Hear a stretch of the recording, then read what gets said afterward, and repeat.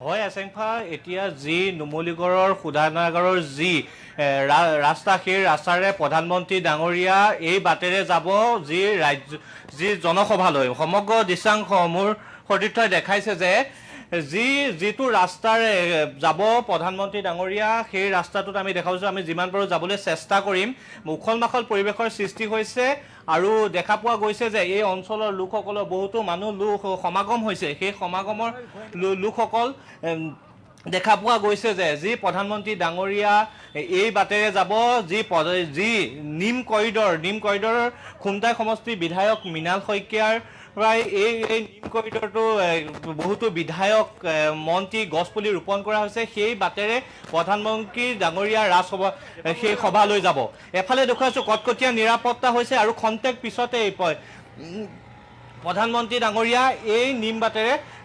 যাব বুলি আমি গৈ জানিব পাৰিছোঁ।